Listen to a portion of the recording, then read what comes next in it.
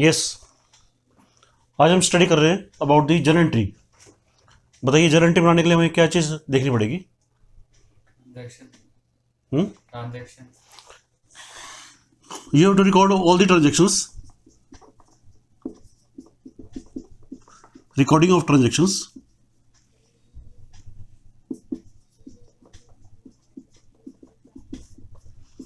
only through journal entry. लेकिन ये journal entry हम पास कैसे करेंगे बताइए? What kind of rules we are supposed to apply for passing this journal entry? हाँ जी, अकाउंट क्या? अकाउंट के प्रिंसिपल, अकाउंटिंग प्रिंसिपल आप अप्लाई करेंगे, बट उस प्रिंसिपल को आप अप्लाई करने से पहले आप क्या चीज़ स्टडी करेंगे?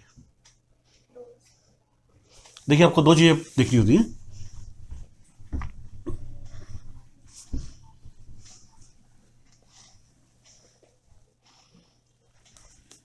Before passing any journal entry,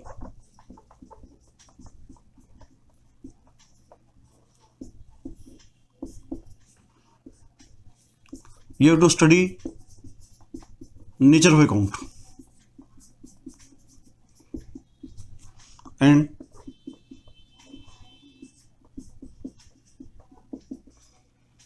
rules of accounts. बताइए, किस तरह का नेचर होता है मेरे अकाउंट से? यस, आपने अपनी सब बुक्स में आपने पढ़ ही रखे हैं पहले से, कोई नई चीज़ आप नहीं कर रहे हैं।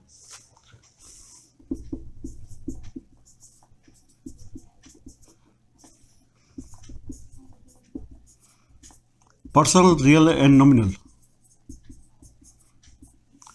Rules of account. इसके साथ जो कोरस्पॉन्डिंग रूल एप्लीकेबल है पर्सनल अकाउंट के साथ, बताइए कौन सा रूल एप्लीकेबल है? Yes, debit the receiver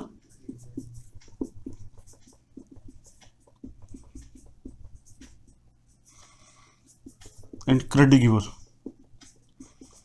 And what is the rule applicable for real accounts? Debit what comes in and credit what goes out. देखिए, आपको रूल्स याद हैं, लेकिन एक कॉन्फिडेंस नहीं होगा कि अपने इन रूल्स को अप्लाई कैसे करना है, क्योंकि आपको एग्जैक्ट नॉलेज जो है वो इस बारे में नहीं है। बता सकते हैं पर्सनल अकाउंट किस चीज़ के होते हैं? अभी मैं आपसे थोड़ी देर के अंदर, just after writing on the rules, nominal account का क्या रूल होता है? Debit all expense and losses and credit all incomes and gains. All expenses and losses and credit all incomes and gains. ठीक है, ये तो वो इन्फॉर्मेशन नॉलेज है जो हमारे पास पहले से थी, कोई नई चीज़ आपके इसके अंदर नहीं मैं आपको स्टडी करा रहा। बट अब जो मैं आपको बता रहा हूँ that will be totally different from what you have studied earlier. जो आप पहले पढ़ चुके हैं, ये वो नॉलेज नहीं होगी। ठीक है, बताइए पर्सनल अकाउंट को हम कैसे आइडेंटिफाई करते हैं? पहले बताइए मुझे नेचर ऑफ अकाउंट के बारे में, कि पर्सनल अकाउंट मेरे किस चीज़ के होते हैं? पर्सन से रिलेटेड। पर्सन का मीनिंग क्या है? यस, पर्सन का मीनिंग क्या है? आप देखिए, जब तक आप नॉलेज को एग्जैक्ट क्रिस्टल क्लियर कंसेप्ट की क्लैरिटी आपके पास नहीं होगी, you won't be able to apply this principle in practice. क्योंकि प्रॉब्लम ये है कि आप इस बात को चाहे स्वीकार करें या ना करें, बच्चा 11th क्लास में अकाउंट्स पढ़ लेता है, 3 साल बीकॉम में भी कर लेता है, 1-2 साल प्रैक्टिस में भी कर लेता है, और उसको जर्नल एंट्री बनानी नहीं आती। ये रियलिटी है। तो जब एक 3 प्रिंसिपल को समझने में हम इतने साल लगा सकते हैं, तो दैट मीन्स कि कहीं ना कहीं उस नॉलेज की कमी है जो आपको कंप्लीट नॉलेज वर्किंग आपको नहीं करने दे रही। ठीक है, उसके लिए भी जरूरत है कि आपके जो कंसेप्ट हैं वो शार्प क्लैरिफाई हो, आपको बिल्कुल पता हो, डाउट ना हो। ठीक है, आप बताइए पर्सनल अकाउंट किस चीज़ के होते हैं?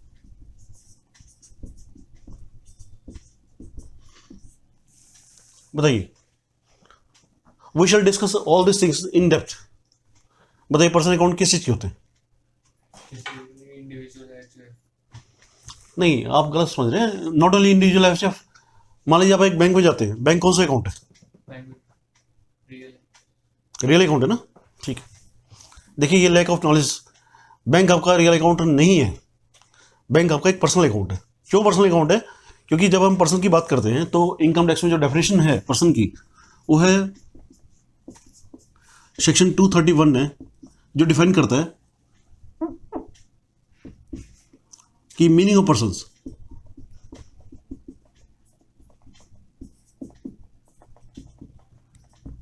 कि पर्सन के अंदर कौन कौन से लोग शामिल होंगे इसके अंदर। तो वहां उन्होंने स्पेसिफाई किया हुआ है कि इंडिविजुअल एचयूएफ, यानी कि Hindu undivided family,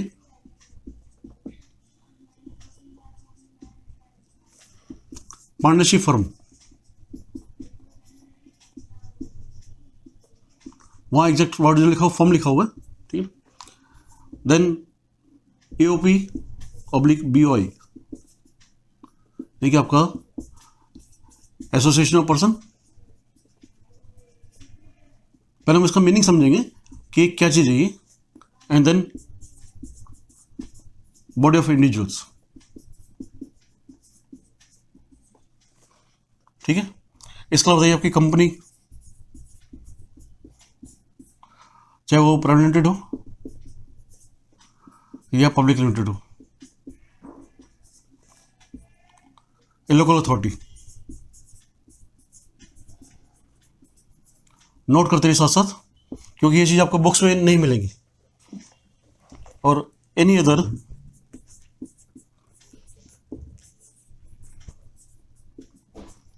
artificial judicial person not covered under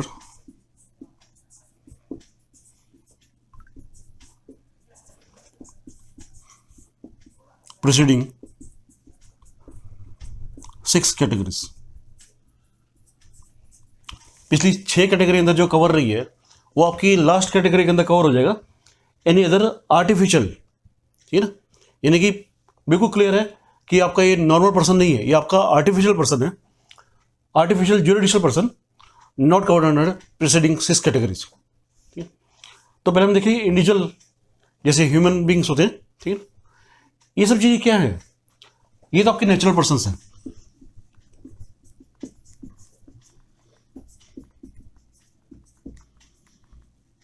और ये जितने भी पर्सन्स हैं ये एग्जैक्टली इनको लॉ ने डिफाइन किया हुआ है। बैंक के नहीं, बैंक आपका एक कंपनी है, oriental bank of commerce limited, state bank of India limited, तो बैंक इज ए कंपनी, ठीक है। इसलिए बैंक आपका जो है वो आपका पर्सनल अकाउंट है।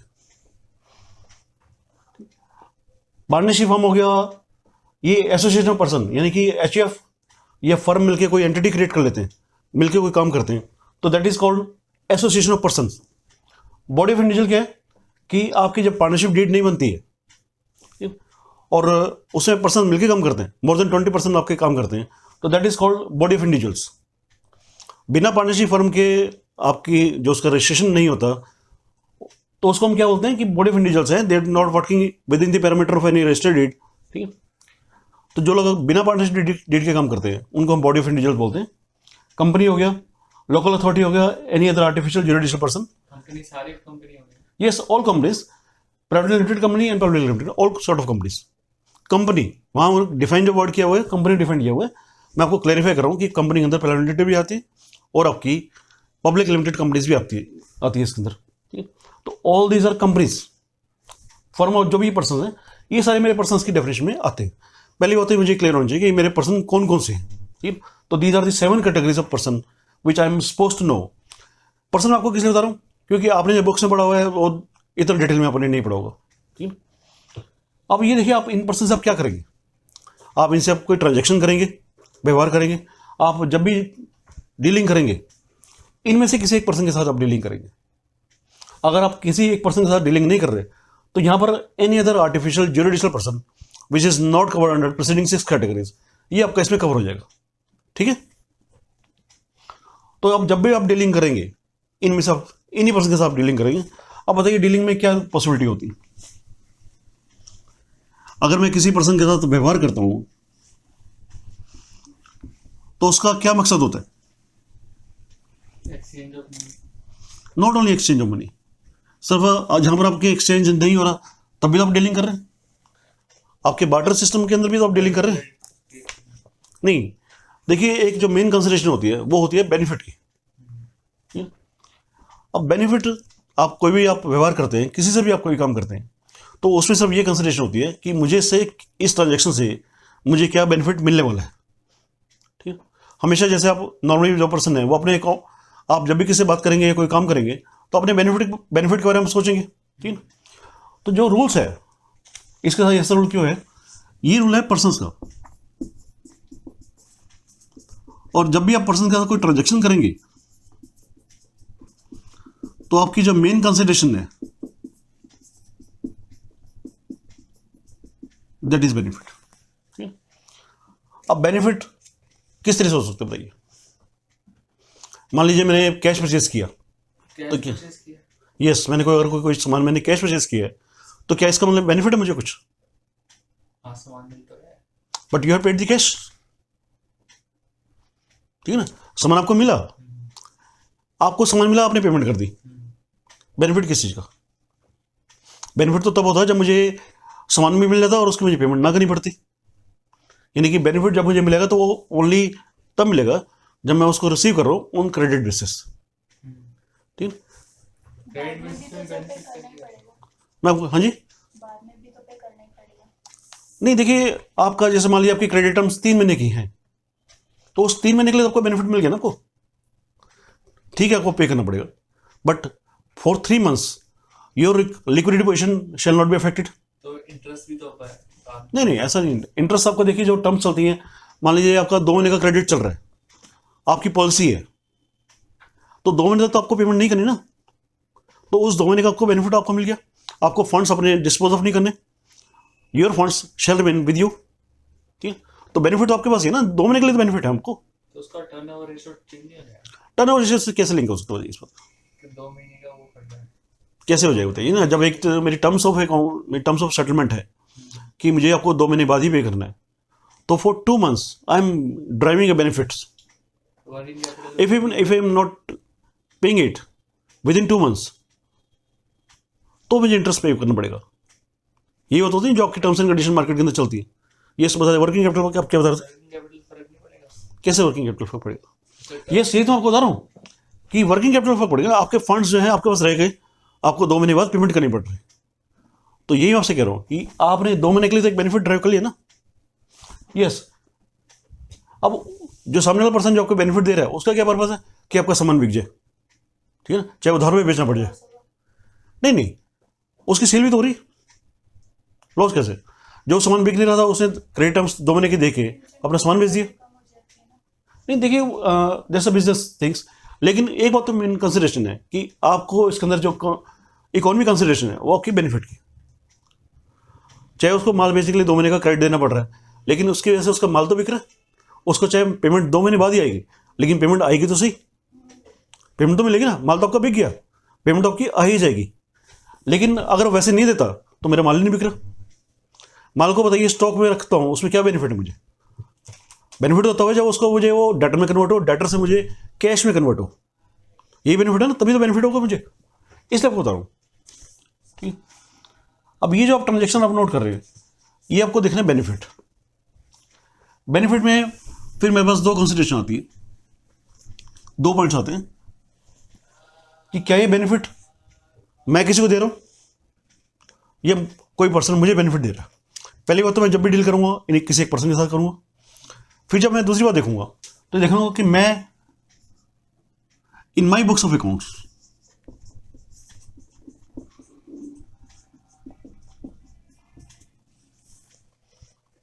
सबसे पहली बात तो ये मुझे ध्यान में रखना है कि मैं अपनी बुक्स में एंट्री पास करता हूँ, अपनी बुक्स में एंट्री पास करूँ।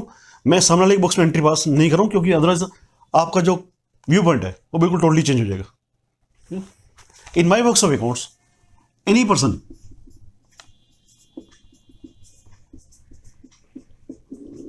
to whom I am giving benefit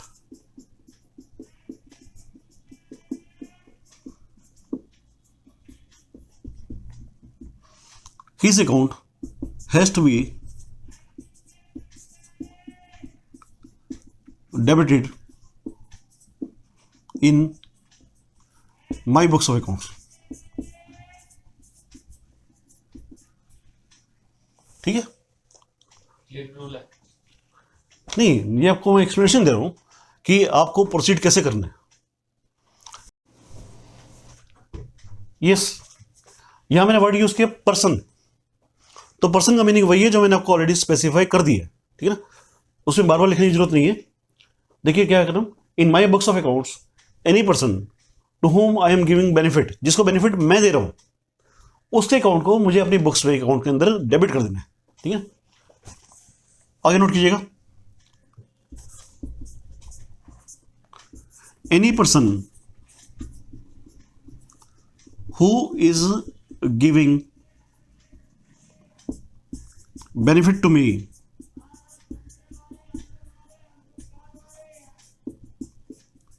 his account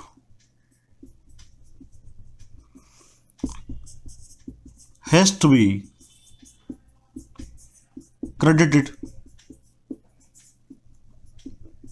in my books of account.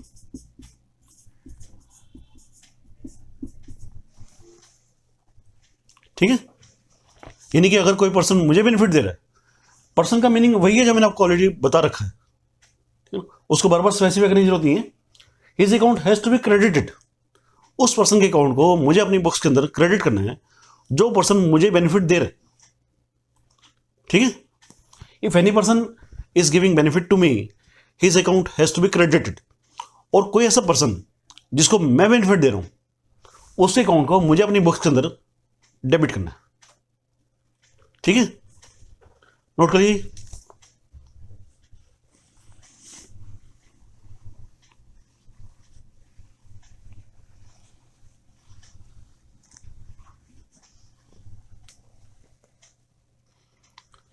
आप देखिए आपकी सेल की जो ट्रांजेक्शन, सेल ऑन क्रेडिट,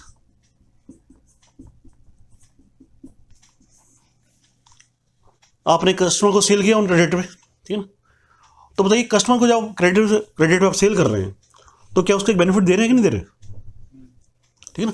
मैं कस्टमर को माल बेच रहा हूं उधार पर, तो मैं कस्टमर के अकाउंट को बेनिफिट दे रहा हूं, उसको बेनिफिट दे रहा हूं मैं, तो मैं उसको अपनी बुक्स ऑफ अकाउंट के अंदर मैं उसके अकाउंट को डेबिट कर दूंगा, तो मैं कस्टमर के अकाउंट को डेबिट कर दूं।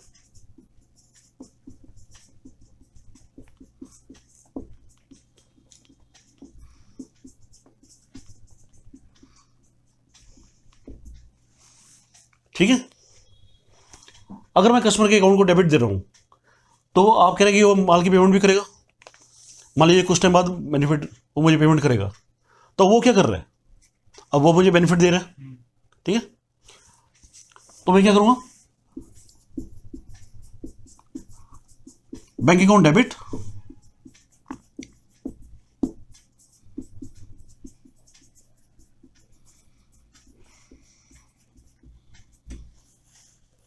तो कस्टमर अकाउंट, ठीक है। देखिए यहां पर क्या हो रहा है कि अब जब मुझे वो पेमेंट कर रहा है तो मेरे को मेरा बेनिफिट हो रहा है, मेरा बेनिफिट तो तभी है जब मुझे उसकी पेमेंट रियलाइज हो जाएगी, ठीक है। जब पर्सन मुझे पेमेंट कर रहा है, कस्टमर कौन है, कोई भी हो सकता है आपका, एनी पर्सन, ठीक है। It could be individual, HUF, firm, company, AOBBI, any person, ठीक है। If any person is giving benefit to me his account has to be credited in my books of accounts, कोई rule में changes नहीं है, ठीक है। Next आप note कीजिएगा, नोट ले अपनी एंट्री,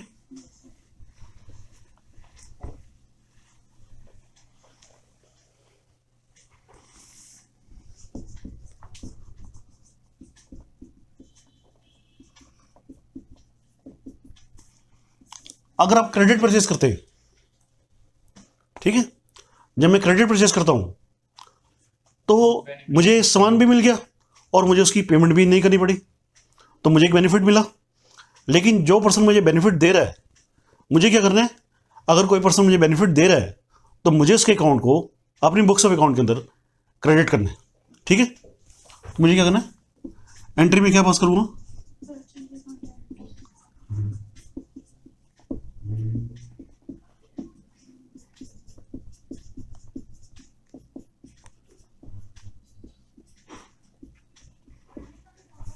ठीक है। आप सप्लायर के अकाउंट को क्रिएट कर देंगे क्योंकि वो पर्सन आपको बेनिफिट दे रहा है। पर्सन कोई भी हो सकता है, जो मैंने आपको ऑलरेडी डिफाइन कर दिए। अब बताइए, जब आप सप्लायर को पेमेंट करेंगे तो क्या उसका बेनिफिट दे रहे हैं कि नहीं दे रहे? जब उसको आप बेनिफिट दे रहे हैं तो आपको उसके अकाउंट को अपनी बुक्स ऑफ अकाउंट के अंदर डेबिट करना है।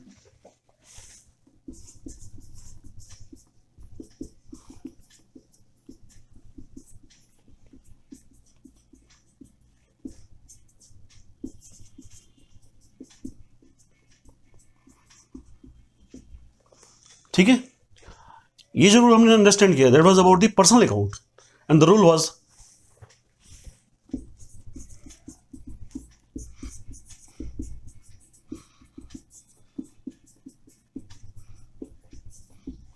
Debit the receiver and credit the giver.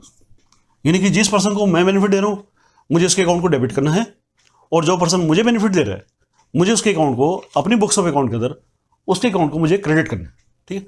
Rules मैं समझता हूँ बिल्कुल क्लियर है। पर्सन की डेफिनेशन मैं समझता हूँ अगर आपको अभी तक पहले क्लियर नहीं थी तो अब बिल्कुल क्लियर रहेगी। और आप कोई भी ट्रांजेक्शन आप करें, चाहे आप किसी पर्सन से आप ट्रांजेक्शन करते हैं, पर्सन का मीनिंग वही का वही रहेगा जो मैंने आपको डिक्टेट करा है, ठीक है। चाहे आप कंपनी से डीलिंग करें, फर्म से डीलिंग करें, बैंक से डीलिंग करें, किसी से भी, the rule and definition of person shall not change, ठीक है। और इन 7 कैटेगरी के अलावा ऐसा कोई पर्सन ही नहीं है जिससे आप डीलिंग कर पाए, क्योंकि अगर वो 7 पर्सन है तो 7th कैटेगरी में कवर हो जाएगा, ठीक है। तो first rule and principle nature of account आपको बिल्कुल क्लियर हो गया। सेकंड है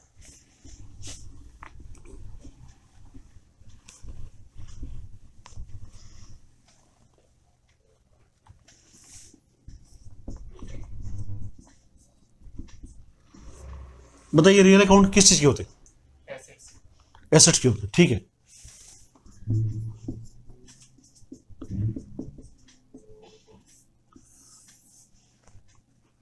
क्या इसको मैं कह सकता हूँ कि मेरी प्रॉपर्टी के अकाउंट है?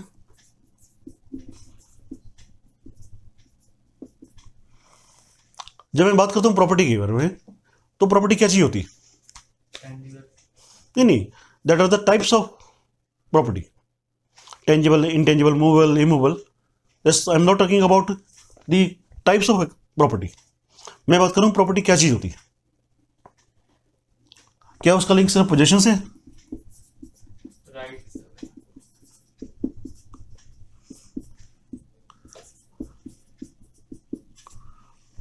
पोजेशन प्लस राइट्स, दोनों चीजें। क्या फर्क है? अगर मेरे पास किसी चीज का पोजेशन नहीं है, राइट्स हैं, तो दिक्कत है मुझे।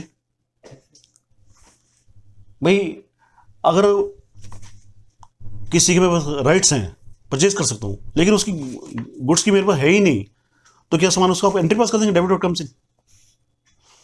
आपकी गुड्स और फिजिकल आपको कुछ आया नहीं आपके पास। हाँ जी, पोजेशन मतलब ओनरशिप। यस, नहीं, पोजेशन मीन्स दोनों चीजें, possession as well as rights. Possession का मतलब ओनरशिप। पोजेशन मीन्स पोजेस करना, उस वस्तु को अपने पास होल्ड करना। आपने मार्केट से कंप्यूटर लिया, क्या उसका बिल लेके आ जाएंगे आप सिर्फ? ये कंप्यूटर नहीं लेके आएंगे, ठीक है ना। और राइट्स मतलब उसको रीसेल करना। राइट्स मतलब, देखिए, राइट्स का आपको मीनिंग बताता हूँ। राइट्स क्या चीज होते हैं प्रॉपर्टी के साथ? जब हम राइट्स की बात करते हैं तो राइट्स किस चीज के होते हैं बताइए? Right to sell,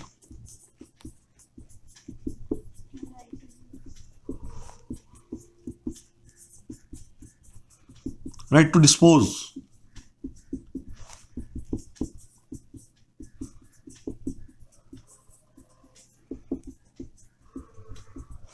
right to mortgage, right to use. Charge का मतलब क्या होता है? चार्ज कहाँ लिखा हुआ? नहीं लिखा नहीं हुआ। चार्ज का मतलब चार्ज का यहाँ पर क्या रेलेवेंस है? एसेट्स के ऊपर होता नहीं चार्ज। अच्छा, वो आप चार्ज की बात करें, ठीक है। चार्ज में से एक आपका इक्विटेबल चार्ज, यानी कि अगर आप एसेट्स आप ले रहे हैं तो उस एसेट्स को लेने के अगेंस्ट में आपको कहीं ना कहीं कुछ पेमेंट्स करनी पड़ेंगी, दैट मे बी सिक्योर्ड और अनसिक्योर्ड। वो चार्ज एक लायबिलिटी है, पेमेंट्स है। राइट टू गिफ्ट, देखिए, अगर मैं कोई चीज़ राइट की बात करता हूँ तो ये बिल्कुल क्लियर है कि उसकी लीगल ओनरशिप, ये सारी बातें क्या इंडिकेट करती है कि इसका राइट भी मेरे पास है, that is legal ownership. Mortgage का मतलब क्या होता है? मॉर्गेज का मतलब गिरवी रखना। अगर आपके पास कोई चीज़ अपनी है, लीगली उसका आप पोजेस करते हैं, तो ही तो उसको आप गिरवी कर सकते हैं। मैंने एक स्कूटर चोरी किया, क्या उसको मैं गिरवी रख दूंगा? नहीं, उसकी लीगली मैं उसको इन्फोर्स नहीं कर सकता। और लीज का मतलब क्या होता है? लीज का मतलब होता है कि आप अपनी गुड्स को एक on certain basis, on certain time basis आप उसको किराए पे दें, and you get lease rent against for the use of that asset, use of asset by that person. Mortgage और लीज में क्या फर्क है? मॉर्गेज में आपका गिरवी रखते हैं एंड यू टेक मनी और securities against that asset.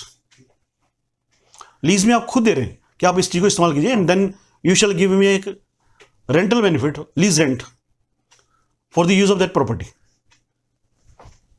Yes, जब मैं बात करता हूं लीज की, एसेट्स की बात करता हूं, तो ये जो उसकी जो लीगल ओनरशिप है वो मेरे पास आ रही है। इन माई बुक्स ऑफ अकाउंट्स में क्या करता हूं, जो चीज मेरे पास आ रही है उसको मैं डेबिट करता हूं, लेकिन जो चीज आने का मतलब ये है कि उसका लीगल ओनरशिप, जब तक लीगल ओनरशिप आपके पास नहीं है, you cannot right that debit out comes in. यानी कि जो आपने आ गया, तो मान लीजिए आपने एक स्कूटर चोरी किया, आपने कंप्यूटर उठाया और आपने एंट्री पास कर दी बुक्स ऑफ अकाउंट के अंदर कि ये मेरी चीज़ है, कि ये पॉसिबल है? नहीं पॉसिबल है, ठीक है, it is not legally covered. जब इस चीज़ की लीगल ओनरशिप आपके पास आ जाएगी, आपके पास उसका पोजेशन आ जाएगा, आपके पास उसके राइट्स आ जाएंगे, तो देन यू कैन कॉल।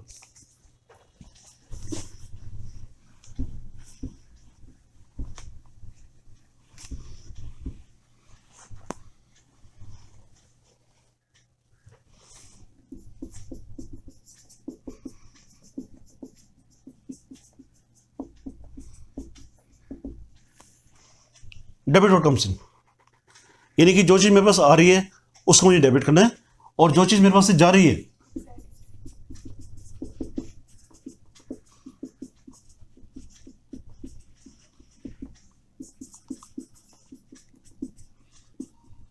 बताइए, परचेज एंड सेल ये आपके कौन से अकाउंट है? नॉमिनल अकाउंट है, बिल्कुल ठीक बात है। यही फर्क है।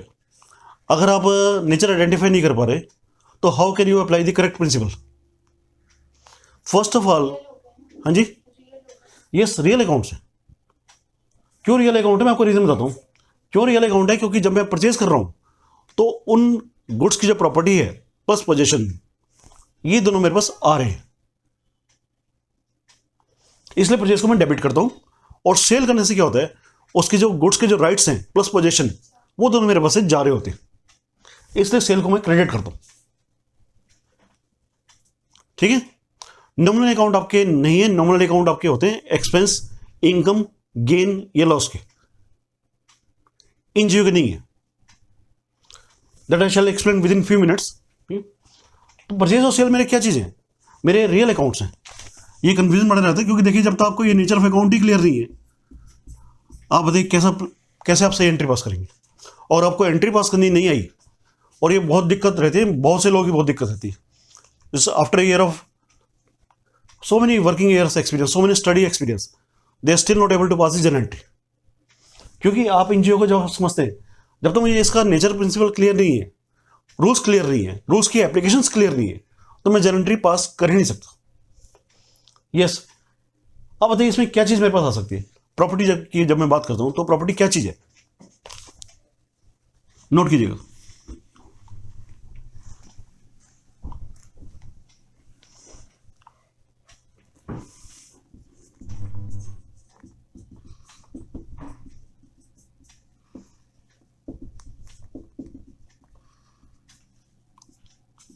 ये प्रॉपर्टी जो है मेरी रियल अकाउंट में, वो मेरी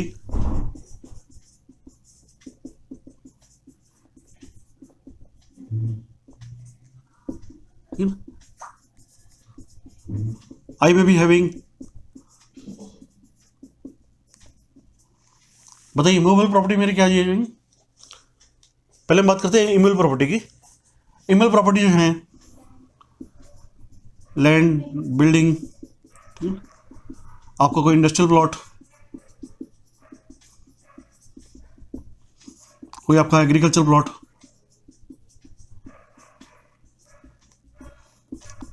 वैकेंट प्लॉट, एनीथिंग, ठीक है। Movable property my vehicles, any vehicles, car scooter, जो भी आपके व्हीकल्स हैं, कार स्कूटर जो भी आपके मूवेबल प्रॉपर्टीज हैं। यस, और बताइएगा किस तरह की क्लासिफिकेशन हम करेंगे। Tangible and intangible. टेंजिबल आपकी कोई भी आइटम हो सकते हैं। आपकी जो इन्वेस्टमेंट्स हैं, इन्वेस्टमेंट आपकी क्या चीज़ है? रियल अकाउंट है, नॉमिनल अकाउंट है?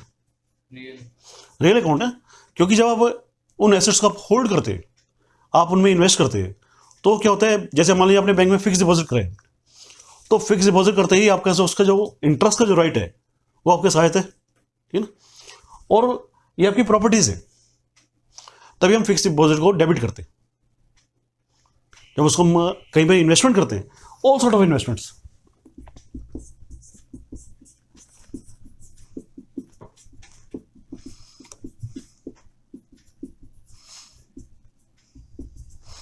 मैं इन्वेस्टमेंट की लिस्ट आपको पिछली क्लास में आपको दे चुका हूं, ठीक है ना, तो मैं इसको रिपीट नहीं करूंगा।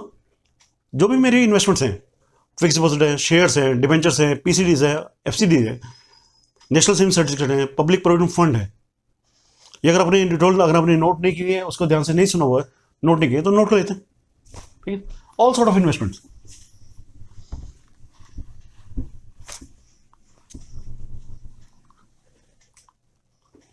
मैं इसको स्पीडली लिखूंगा ताकि हम इसको ऑलरेडी पहले कवर कर चुके हैं। NSC, KVP, PPF, shares, debentures,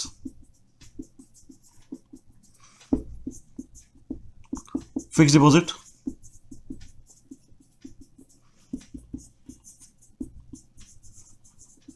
recurring deposit, mutual fund, PCD, FCD यानी कि partly convertible debenture,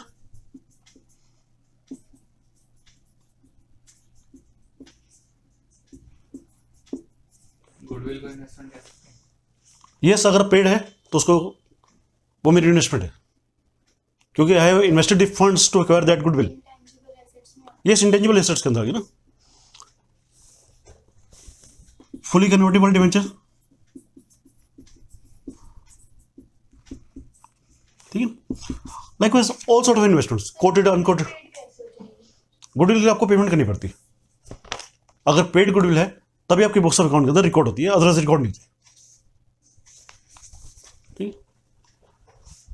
yes, intangible assets note कर लिया आपने। ये आपने क्या किया, दो तरह के आपने वो किया, मूवेबल इमूवेबल आपने नोट कर लिया, इन्वेस्टमेंट आपने नोट कर ली।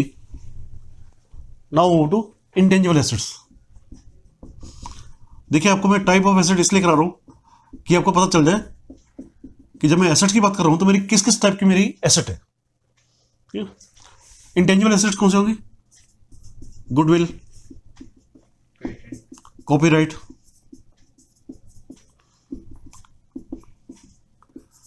Patent, license fee, franchisee right,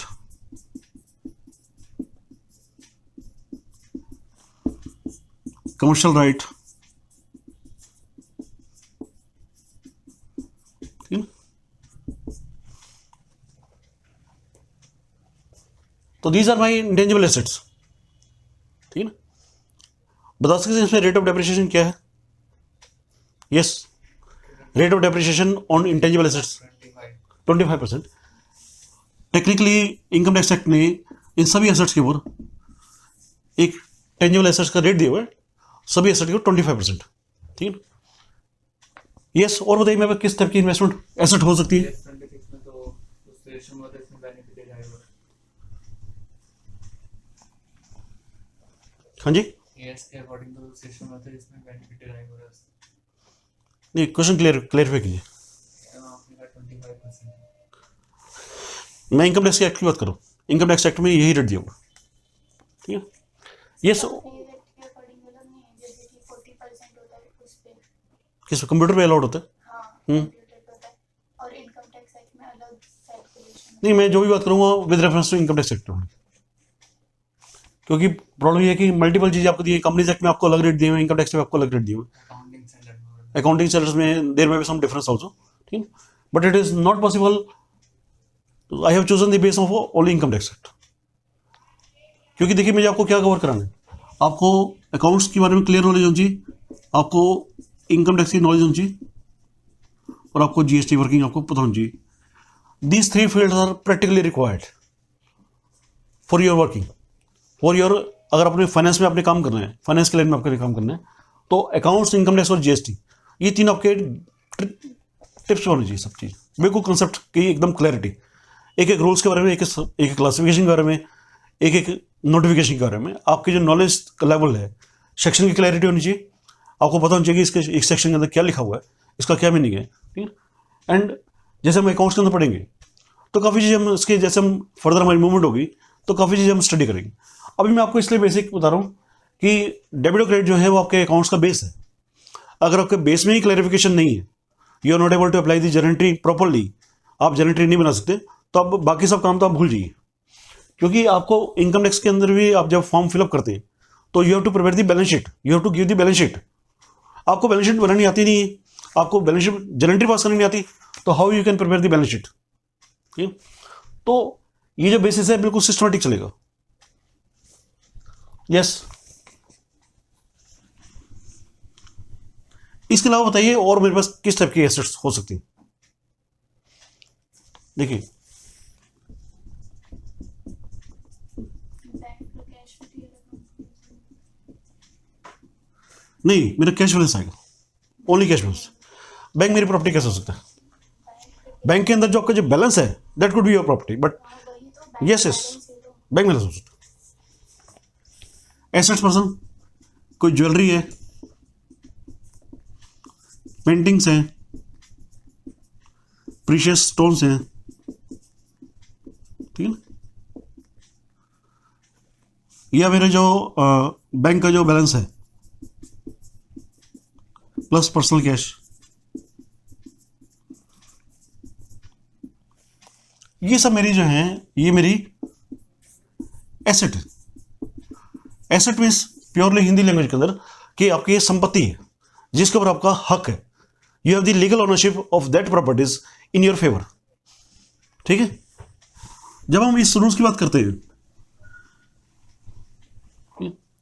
what we have studied, real account में हमारा क्या रूल है कि debit what comes in and credit what goes out। यानी कि जो एसेट मेरे पास आ रही है, जो सामान मेरे पास आ रहा है, जिसकी मेरे पास लीगल ओनरशिप है, अगर वो मेरे पास आ रही है तो मुझे उसके अकाउंट को डेबिट करना है, और जो चीज़ मेरे पास से जा रही है उसके अकाउंट को मुझे अपनी बुक्स ऑफ अकाउंट के अंदर क्रेडिट करना है, ठीक है। मान लीजिए आपने कंप्यूटर परचेज किया और कैश पेमेंट की, आपने क्या किया, आपने कंप्यूटर परचेज किया लेट्स से 25,000 का, और आपने कैश पे कर दिया,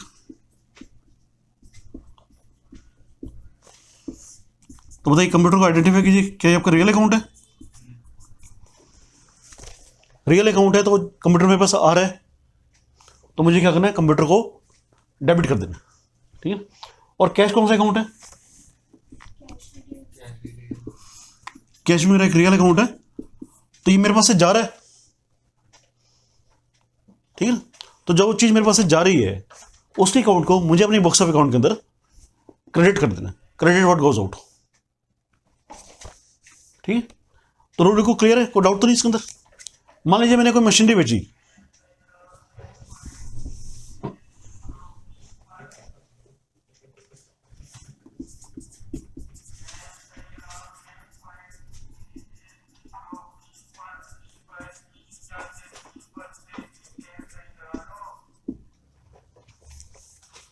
यस, एग्जाम्पल नोट कीजिएगा, sold machinery for cash for which 25,000। अब देखिए आपके पास क्या हुआ है, बताइए, आइडेंटिफाई कीजिए इसमें, इस ट्रांजेक्शन में क्या हुआ है। मशीन जो है ये क्या है कि मशीनरी आई है, गई है। जो सोल्ड मशीन ठीक है, कैश ठीक है। वाला मशीन है। यस, कैश आपके पास आ रहा है और मशीनरी आपके पास से जा रही है, ठीक है, यही ट्रांजेक्शन है आपकी। तो बताइए मुझे, कैश मेरा रियल अकाउंट है, रियल अकाउंट का रूल क्या लगता है, debit what comes in and credit what goes out. Machinery आपके पास से जा रही है, ठीक है।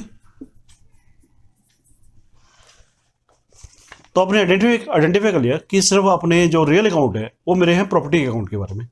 जो चीज़ मेरे पास आ रही है उसको मुझे डेबिट करना है, और जो चीज़ मेरे पास से जा रही है, कॉमन सेंस अप्लाई करना, नथिंग एल्स स्पेशल, आपने कुछ भी अप्लाई नहीं करना, कॉमन सेंस की बात अप्लाई करनी कि ये चीज़ मेरे पास से जा रही है, ठीक है।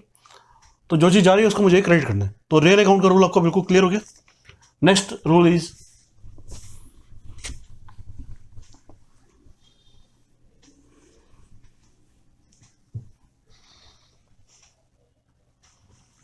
Nominal account.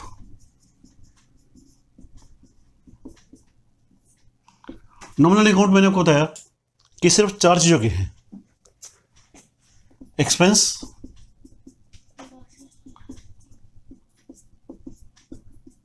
इनकम,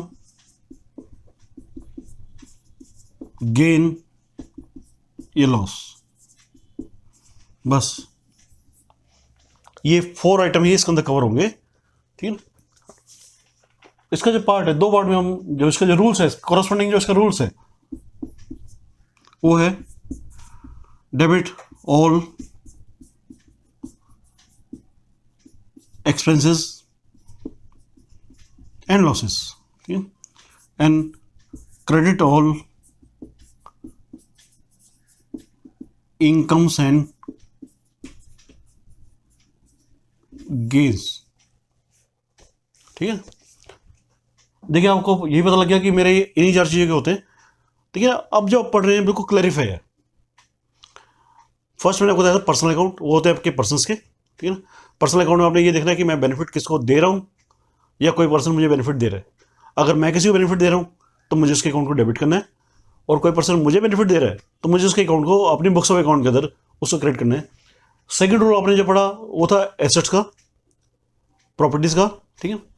उस रूल के अंदर क्या था कि आपने सिर्फ देखना कि क्या चीज़ आ रही है और क्या चीज़ जा रही है। जो चीज़ आ रही है उसको आप डेबिट करेंगे, जो चीज़ आपके से जा रही है उसको आप क्रेडिट करेंगे। इस तरह से नॉमिनल अकाउंट जो है वो आपके एक्सपेंस, इनकम, गेन या लॉस का है, ठीक है। रूल आपके साथ एप्लीकेबल है, debit all expenses and losses and credit all incomes and gains, ठीक है। पहले मैं इसका एक जो सेकंड पार्ट है उसको मैं जस्टिफाई कर दूं।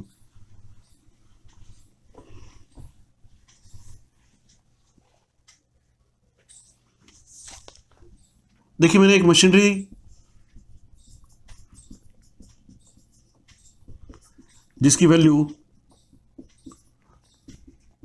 25,000 थी, I have sold it. 2 condition ले लेते हैं। एक कंडीशन में आपने इसको 17,000 में बेच दिया, sold for rupees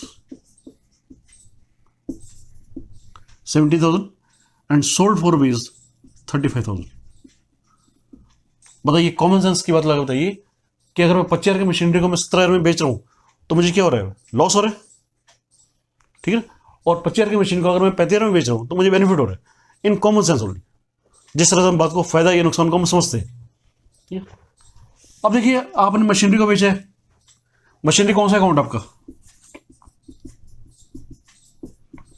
yes, machinery कौन सा अकाउंट है, रियल अकाउंट है, ठीक है। और आपके पास कैश आ रहा है। हमने 2 सिचुएशन ली, एक सिचुएशन में मुझे लॉस हो रहा है, सेकंड सिचुएशन में मुझे गेन हो रहा है, ठीक है। और मेरे पास क्या आ रहा है,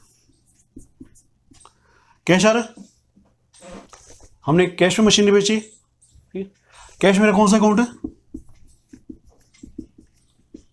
रियल अकाउंट, यानी कि आपके इसके अंदर इन्वॉल्वमेंट जो होगी वो दोनों केसेस में रियल अकाउंट की होगी, ठीक है। अब देखिए मैंने 25,000 की मशीनरी को मैंने बेचा है, तो मशीनरी मेरे पास से कितने गई है? मशीन के 25,000 25,000 की गई है ना। तो मशीनरी को मुझे क्या करना पड़ेगा? मशीनरी मेरे पास से जा रही है, उसको मुझे क्रेडिट करना है। To machinery account.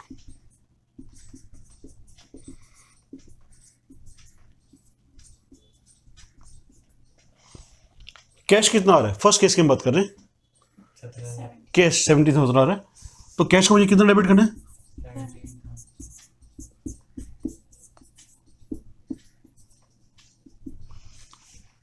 जनरेटिंग का एक बेसिक प्रिंसिपल होता है कि आपके जो डेबिट का टोटल होता है और आपके जो क्रेडिट का जो टोटल होता है वो आपस में मैच करता है। ठीक है। आप बताइए मैच तो नहीं कर रहा। डेबिट का टोटल आ रहा है मेरे 17,000, क्रेडिट आ रहा है 25,000। बताइए मुझे क्या करना पड़ेगा? 8,000 का लॉस डेबिट करना पड़ेगा। लॉस को मुझे डेबिट ऑल लॉसेस, ठीक है ना। Loss on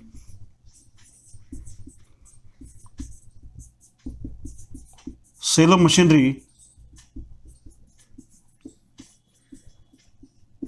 8,000। ठीक है, बिल्कुल क्लियर कि लॉसेस को मुझे डेबिट ही करना है। एंट्री से बिल्कुल एविडेंट हो गया। ठीक है। अब सेकंड सिचुएशन में आपने क्या किया कि आपने मशीनरी को भेज दिया 35,000 पे। अगर 35,000 में मैंने बेचा है तो मेरे पास पैसा कितना आ रहा है? 35,000। 5,000 ठीक है ना। कैश मेरे पास आ गया 35,000। मशीनरी कितने की है?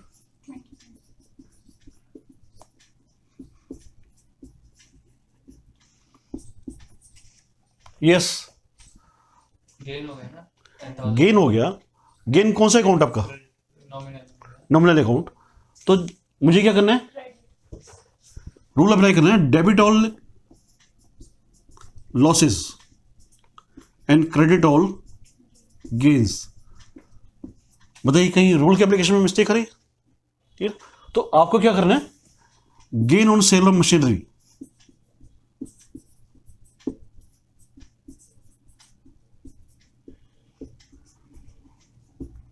$10,000, इससे आपको उसको क्रेडिट हो गया। तो ये वाला जो सेकंड पार्ट है, debit all losses and credit all gains, now it is clear to you. कोई डाउट तो नहीं है? देखिए ऑटोमेटिकली हो जाएगा। कोई एक्सपेंस आउटस्टैंडिंग हो गया, उसकी एंट्री कैसे बनेगी? पहले हम एक्सपेंस के बारे में स्टडी कर लें कि एक्सपेंस क्या चीज होते हैं।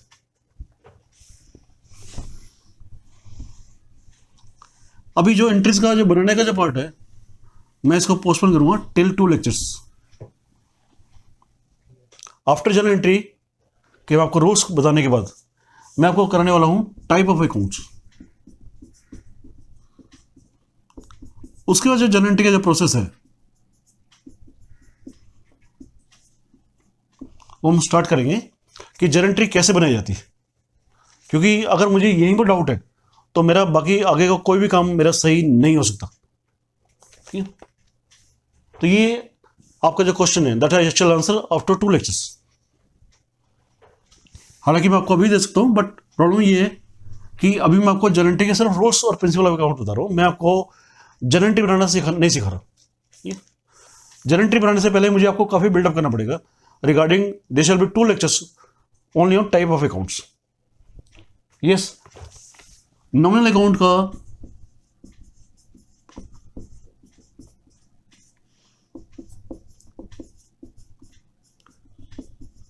Debit all expenses and losses and credit all incomes and gains. ठीक है ना। ये रूल हमने पढ़ा और इसका हमने फर्स्ट पार्ट हमने स्टडी कर लिया। बताइए एक्सपेंस क्या चीज होते हैं? खर्चा यस, आपकी कोई भी पेमेंट, ठीक है ना, जिसे हम कॉमन सेंस में समझते हैं। बताइए मेरे किस टाइप के खर्चे होते हैं मेरे? बताइए। यस, आपके सैलरी खर्चे होते हैं। कैपिटल रेवेन्यू हो गई ना, दो कैपिटल रेवेन्यू का एक्सपेंस की बात कहां पर आ गई? मैं आपकी क्लासिफिकेशंस ऑफ अकाउंट नहीं पूछ रहा हूं, मैं आपको सिर्फ एक्सपेंस के बारे में बात कर रहा हूं। Classification of accounts regarding capital and revenue expenditure वो still study in separate lecture कि मेरे कैपिटल एक्सपेंडिचर क्या होते हैं और मेरे रेवेन्यू एक्सपेंडिचर क्या होते हैं और मुझे इसकी डिस्टिंक्शन जो है वो क्यों ऑब्जर्व करनी चाहिए। That we shall study in a separate lecture. अब बताइए मेरे एक्सपेंस जो है वो किस टाइप के हैं?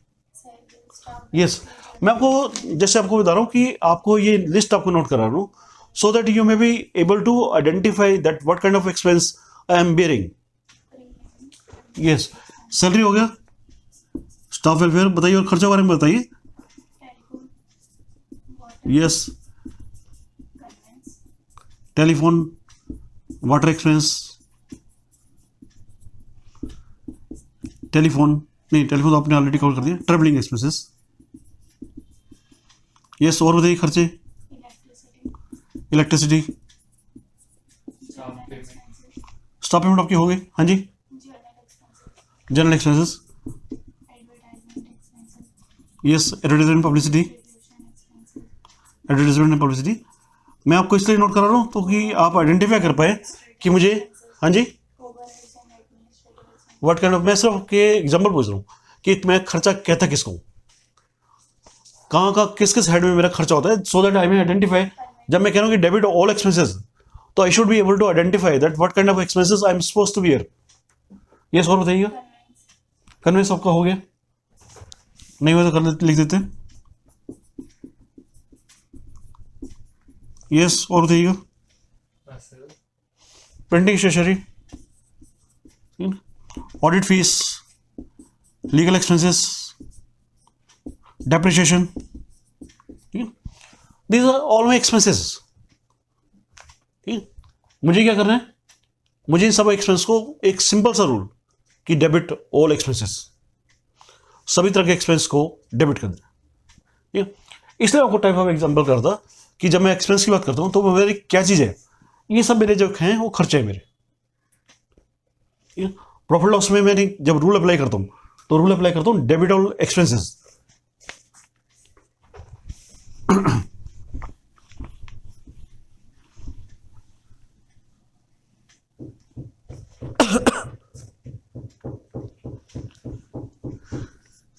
Credit all incomes.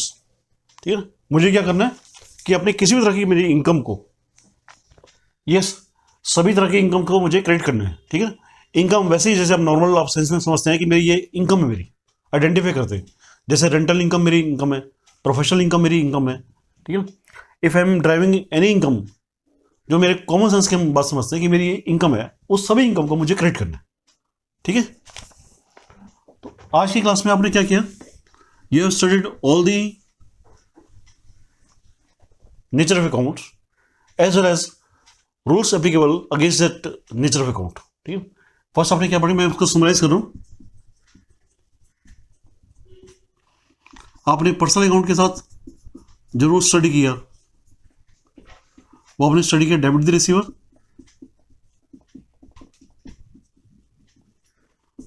And credit the giver.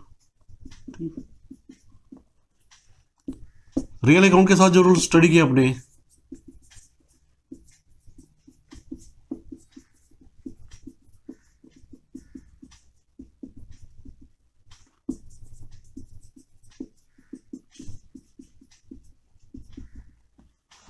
And nominal account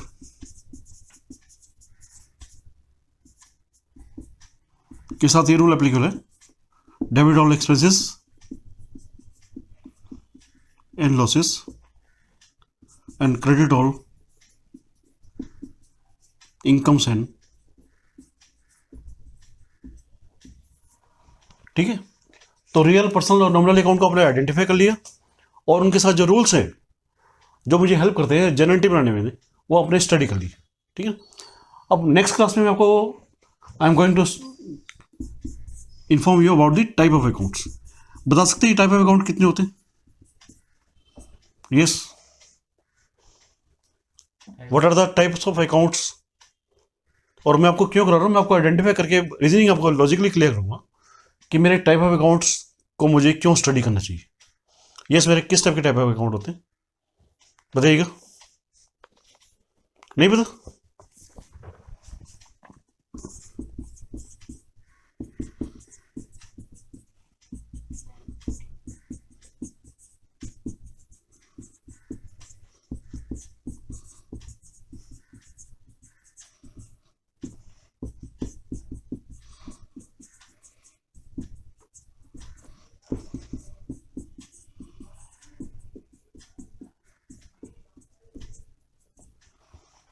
जितनी भी मेरी ट्रांजेक्शन्स हैं वो सिर्फ इन 5 अकाउंट के अंदर कवर हो जाएंगी। इन 5 अकाउंट के अलावा कोई ऐसा अकाउंट है ही नहीं जिसमें ट्रांजेक्शन्स आपकी कवर ना होती हो, ठीक है। तो आपको ये जानना जरूरी है कि ये जब इतनी बड़ी बात है कि ऑल ओवर आपकी कोई भी ट्रांजेक्शन हो, that can be put in all this 5 types of account, there is no 6th account, ठीक है। तो आपको डिटेल में जानना जरूरी है कि ये क्या चीज़ है, ठीक है। और इसका जर्नल एंट्री से क्या लिंक है। मान लीजिए मैं किसी स्टेज पे जर्नल एंट्री को मैं अप्लाई नहीं कर पाता और मैंने आपको बता दिया कि मेरी जितनी भी ट्रांजेक्शन है इन 5 अकाउंट के अंदर आइडेंटिफाई हो जाएंगी, तो मुझे क्या करना है, I have to understand that what kind of this accounts are actually, वो अकाउंट क्या चीज़ है जिसके बारे में मुझे समझने की जरूरत है, ठीक है। तो that we shall study next 2 classes, because इससे इतनी डेप्थ है कि आपके एक क्लास में ये कवर अप नहीं हो पाएंगी, ठीक है। तो नेक्स्ट 2 क्लासेस के अंदर हम इसको टाइप्स ऑफ अकाउंट के बारे में स्टडी करेंगे, ठीक।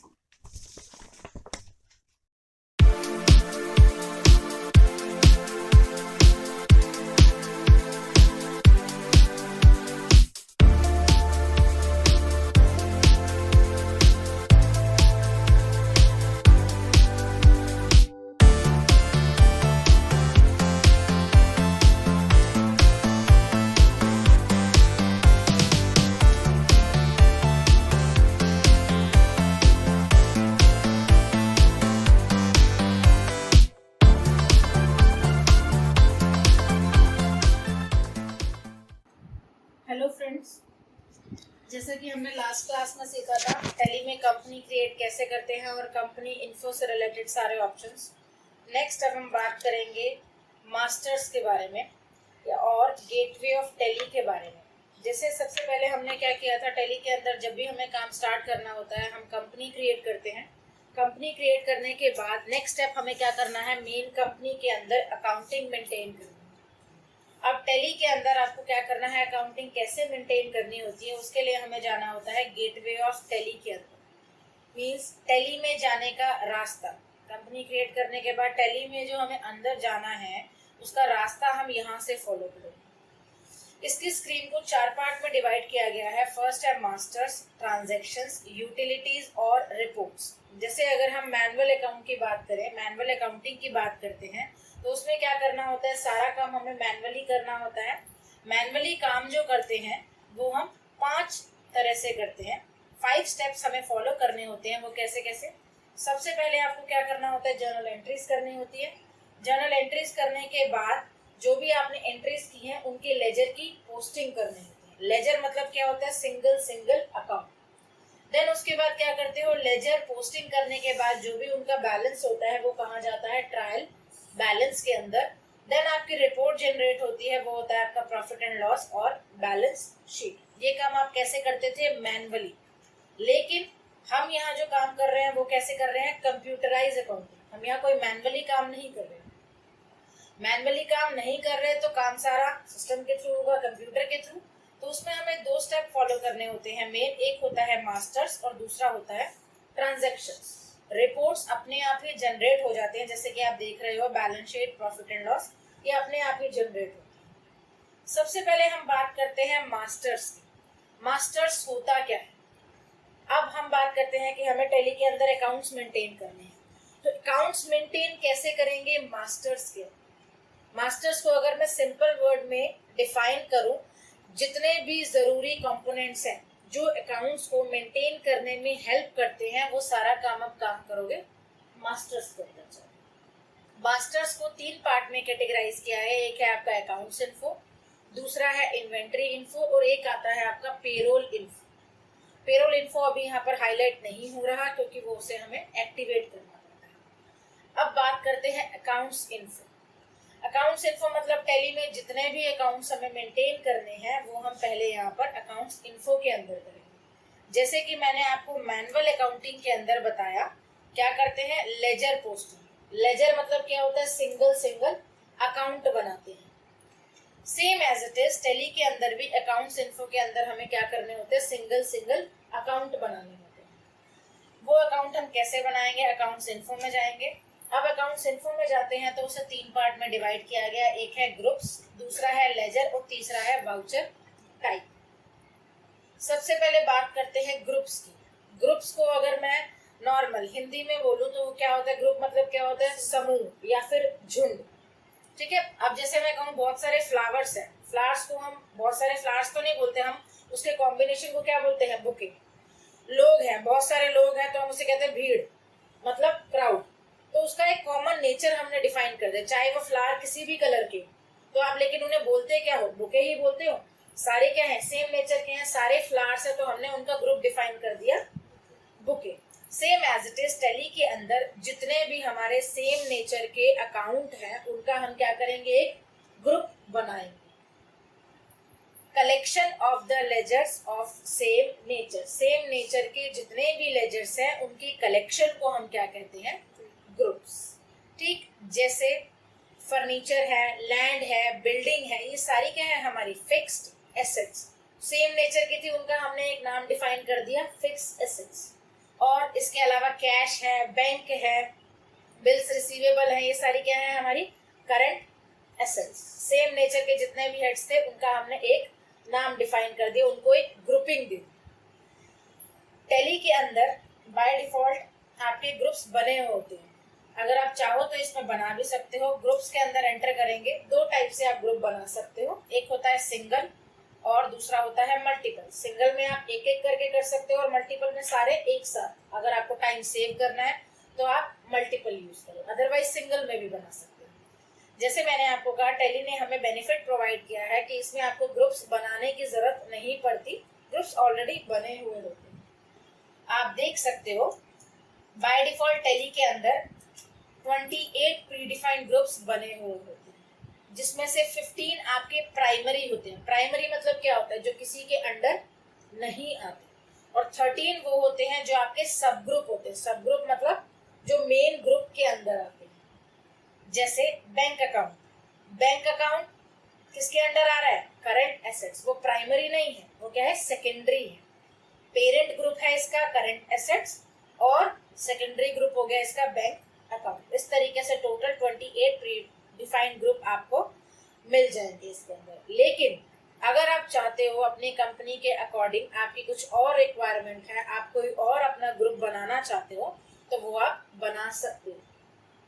क्रिएट का ऑप्शन, बनाना, डिस्प्ले मतलब शो करना, ऑल्टर जैसे कि आपको पहले भी पता है, चेंजेस करना। मैं पहले आपको सिंगल में ग्रुप बनाकर दिखा रही हूँ। फॉर एग्जाम्पल मुझे क्या करना है, एक आउटस्टैंडिंग एक्सपेंसेस का ग्रुप बनाना है। आउटस्टैंडिंग एक्सपेंसेस, आउटस्टैंडिंग मतलब क्या होता है, due but not paid.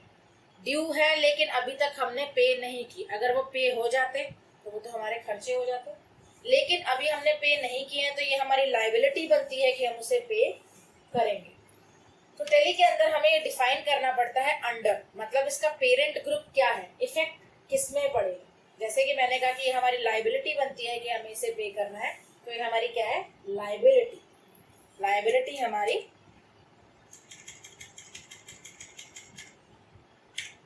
Current liability का ऑलरेडी ग्रुप बना हुआ होता है, तो हमने प्राइमरी ग्रुप डिफाइन कर दिया। बाकी के अभी ऑप्शंस आपको ऐसे ही छोड़ने हैं, टाइम आने पे वो आपको बताऊंगी मैं। डायरेक्ट एक्सेप्ट करने के लिए कंट्रोल E, ये मैंने सिंगल में बनाया।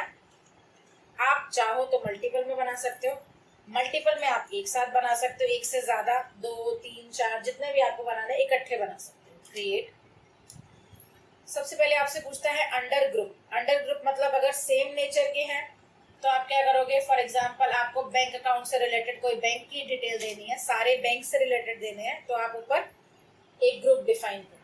अगर आपको डिफरेंट डिफरेंट ग्रुप्स बनाने हैं तो आप यहाँ क्या करोगे, ऑल आइटम्स। जैसे एक मैंने बना लिया प्रीपेड एक्सपेंसेस। प्रीपेड, प्रीपेड मतलब आपने एडवांस में पे कर दिया, तो एडवांस ये हो गई आपकी करंट एसेट्स। इसके अलावा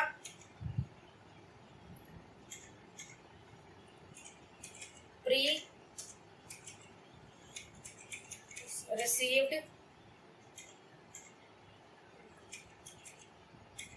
इनकम किसके अंडर आती है, करंट लायबिलिटी। मैंने यहाँ ऑल आइटम किया था, तो आप कोई करंट एसेट्स का ग्रुप भी ले सकते हो, करंट लायबिलिटी भी, बैंक अकाउंट भी, डिफरेंट डिफरेंट। अगर मैं यहाँ सेलेक्ट करती बैंक, तो यहाँ पर बैंक से रिलेटेड ही है। एंटर करो, एक्सेप्ट। चेक करना है तो आप डिस्प्ले में जाकर चेक कर सकते हैं। ऑल आइटम्स ये रहेगा, outstanding expenses, prepaid expense, pre received income. Clear? ये हो गए आपके ग्रुप्स। उसके बाद आता है लेजर्स। लेजर्स की जैसे हम बात कर रहे हैं, लेजर्स बेसिकली किस लिए होते हैं? जो आपने ग्रुप्स बनाए, जैसे मैंने आपको अभी मैनुअल अकाउंटिंग में बताया, आपको क्या करना होता है, लिस्ट ऑफ अकाउंट्स मेंटेन करना है। तो टैली के अंदर जो लिस्ट ऑफ अकाउंट्स मेंटेन होते हैं वो मेन यहाँ करने होते हैं। मीन्स जितने भी आपको अकाउंट बनाने हैं, सिंगल अकाउंट, वो आप लेजर के अंदर बनाओगे। किसके अकॉर्डिंग? आपकी जर्नल एंट्रीज के अकॉर्डिंग। टैली के अंदर बाय डिफॉल्ट 2 लेजर बने हुए होते हैं। एक होता है आपका कैश का और दूसरा होता है आपका प्रॉफिट एंड लॉस का। ये ऑलरेडी बने हैं, आपको बनाने की जरूरत नहीं पड़ती। इसके अलावा जैसे जैसे आपकी जर्नल एंट्रीज है, आप उसके अकॉर्डिंग अपने लेजर्स बना सकते हैं।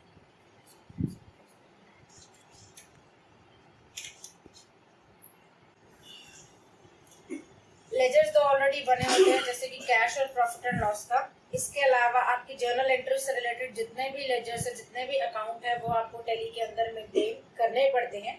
जिसके बाद आप इसका मेन काम जर्नल एंट्रीज जो है वो आप कर सकते हैं। लेजर्स में जाकर अगर आपको लेजर्स क्रिएट करने हैं तो क्रिएट में जाओगे, वही सेम चीज कि अगर आप सिंगल में जाते हो तो आप एक एक करके क्रिएट करोगे। अब मल्टीपल में जा रहे हो तो मल्टीपल में आप एक साथ बहुत सारे लेजर्स भी क्रिएट कर सकते हैं। क्रिएट करते हैं। मैंने यहाँ पर एक लिस्ट बना रखी है लेजर्स की। जैसे फर्स्ट है आपका राम्स कैपिटल अकाउंट। कोई भी पर्सन अपना बिजनेस स्टार्ट करता है तो सबसे पहले क्या करता है, वो अपनी कैपिटल इंट्रोड्यूस करता है बिजनेस के अंदर। तो सबसे पहला लेजर हम बनाएंगे राम कैपिटल अकाउंट। अब मेन चीज आती है अंडर। यहाँ अंडर किसको डिफाइन करना है? ग्रुप। इसकी ग्रुपिंग करनी है कि जितने भी कैपिटल से रिलेटेड हेड्स हैं या जो भी आपके अकाउंट हैं वो किसके अंदर जाएंगे? कैपिटल अकाउंट के अंदर। नेक्स्ट जो भी इंफॉर्मेशन है वो आप क्या कर दोगे? कंट्रोल ए से एक्सेप्ट। दूसरा लेजर है आपका फर्नीचर का।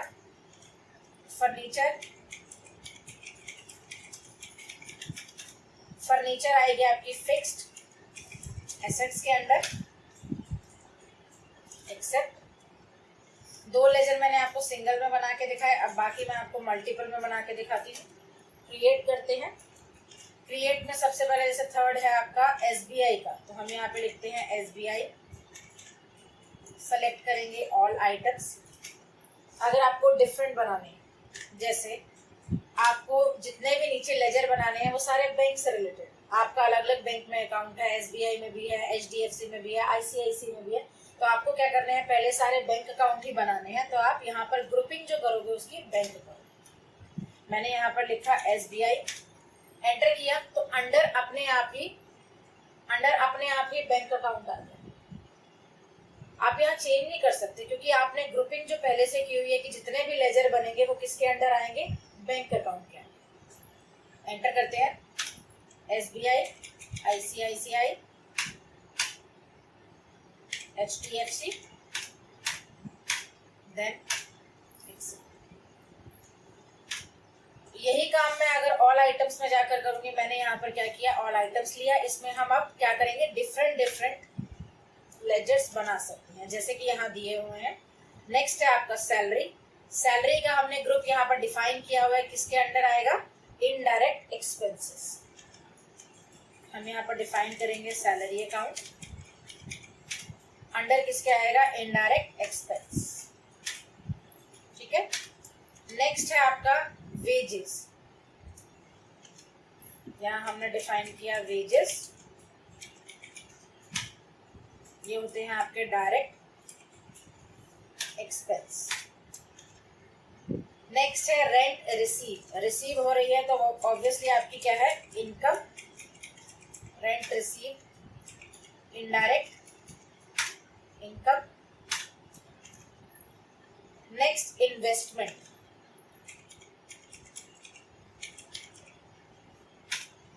अंडर इन्वेस्टमेंट्स के। नेक्स्ट है आपका लैंड एंड बिल्डिंग,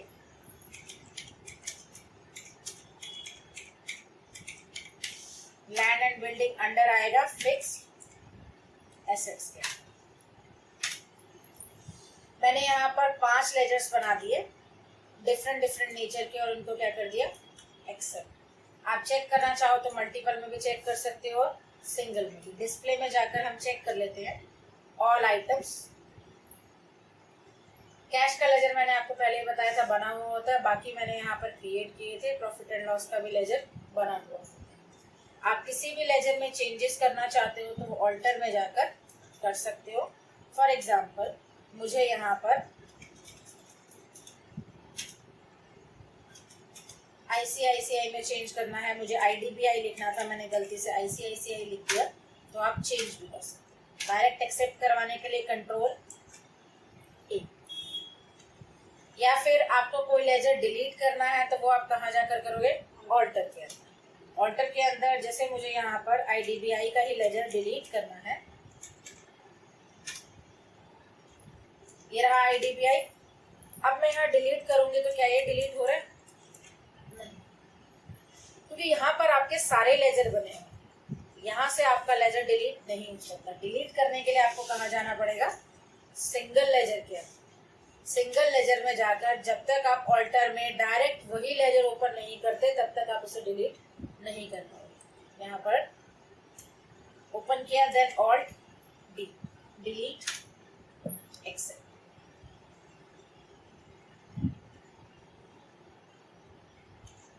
नेक्स्ट इसके बाद जैसे कि अभी हमने मास्टर्स में अकाउंट्स इन्फो में ग्रुप्स और लेजर्स क्रिएट किए, देन रिपोर्ट्स इसके बाद भी अपने आप जनरेट हो जाती हैं। लेकिन अभी आप देखोगे तो यहाँ पर कुछ भी नहीं आ रहा, ब्लैंक। ब्लैंक क्यों आ रहा है, क्योंकि यहाँ पर सिर्फ हमने अभी लेजर क्रिएट किए हैं, कोई एंट्री पास नहीं की। लेकिन फॉर एग्जाम्पल मैं पिछले कई साल से एंट्रीज पास कर रही हूँ या अपने रिकॉर्ड मेंटेन कर रही हूँ। पिछले साल के मेरे कुछ बैलेंस थे, अकाउंट्स के बैलेंस थे, अब मुझे वो क्या करने हैं, नेक्स्ट ईयर में कैरी फॉरवर्ड करनी है, उसके अकॉर्डिंग आपको अपनी बैलेंस शीट बनानी है। तो वो आप कैसे क्रिएट करोगे, वो भी आप इसमें क्रिएट कर सकते हैं। जैसे लास्ट ईयर का जो भी क्लोजिंग होगा वो नेक्स्ट ईयर का क्या हो जाएगा, ओपनिंग हो जाएगा। अब लास्ट ईयर का जो भी क्लोजिंग है वो अपने आप तो ट्रांसफर नहीं होगा, तो आपको क्या करना पड़ेगा, यहाँ पर आपको अकाउंट्स इन्फो के अंदर लेजर के अंदर जाकर ही ऑल्टरेशन भी कर सकते हो या फिर आप दोबारा से क्रिएट कर सकते हो अगर आपने पहले नहीं बनाए। जैसे कि कैश, फॉर एग्जांपल कैश का जो आपका क्लोजिंग बैलेंस था पिछले साल का, जो अब आपको कैरी फॉरवर्ड करना है, वो आप कहाँ मेंशन करोगे, यहाँ ओपनिंग बैलेंस में। जैसे 1 लाख रुपए आपका कैश का बैलेंस था, यहाँ पर डेबिट आ रहा है। डेबिट मतलब एसेट साइड, अगर क्रेडिट आता तो लायबिलिटी साइड। अगर फर्नीचर की बात करें, फर्नीचर का जो बैलेंस है 40,000, डेबिट एसेट्स है इसलिए डेबिट।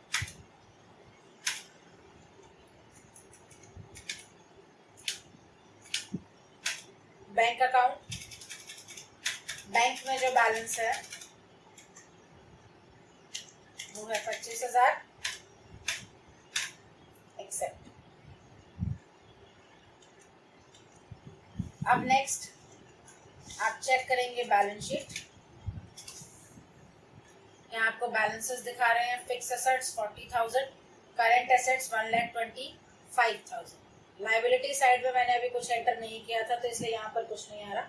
लेकिन आप देखोगे यहाँ पर फिक्स एसेट्स के अंदर आपको ये नहीं मेंशन कर रहा कि फिक्स एसेट्स के अंदर क्या चीज आपने लिया, कौन कौन से लेजर्स आपने लिए हैं, किस किस लेजर का बैलेंस यहाँ शो कर रहा है। तो उसके लिए आपको डिटेल में अगर बैलेंस शीट को चेक करना है तो आपको प्रेस करना होता है Alt F1। Alt F1 press करके आप डिटेल में शो कर सकते हो fix assets, furniture account, cash 1 lakh का, बैंक अकाउंट 25,000। एक और एग्जांपल लेते हैं, जैसे आपको पिछले साल प्रॉफिट हुआ था या फिर लॉस। कंपनी का यही रूल होता है, या तो प्रॉफिट होगा या फिर लॉस हो। तो अब आपको क्या करना है, प्रॉफिट एंड लॉस को भी मेंशन करना है। जैसे कि आपको मैंने पहले ही बताया था, प्रॉफिट एंड लॉस का अकाउंट बना हुआ होता है। अब यहाँ पर मैंने बैलेंस डाल दिया, यहाँ लिखा हुआ है क्रेडिट। क्रेडिट मतलब क्या होता है, लॉस या प्रॉफिट। प्रॉफिट, अगर हम प्रॉफिट एंड लॉस अकाउंट बनाते हैं, बाय साइड में मेंशन करते हैं तो क्या होता है, टू साइड में मेंशन करते हैं तो क्या होता है, बाय साइड में मेंशन करते हैं लॉस होता है, प्रॉफिट होता है। प्रॉफिट नहीं, लॉस होता है। लॉस होता है। और अगर टू साइड में आपका आता है तो वो कौन सा होता है, प्रॉफिट होता है। तो उस हिसाब से क्या हुआ, इस हिसाब से ही प्रॉफिट क्रेडिट हो रहा है ना, क्रेडिट लॉस होगा। चेक करें, देखते हैं।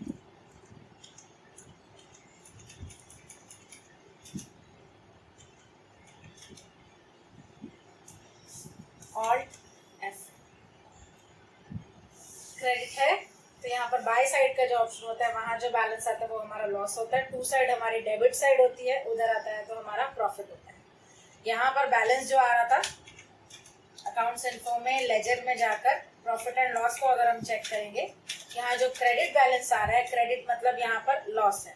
आप इसे चेंज भी कर सकते हो, अगर आपको प्रॉफिट हुआ तो आप खुद भी चेंज कर सकते हो, डेबिट भी कर सकते हो।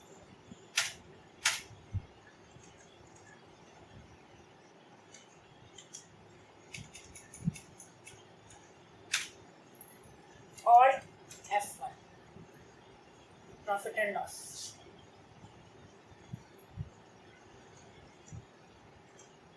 आज की क्लास यहीं फिनिश होती है। Thank you.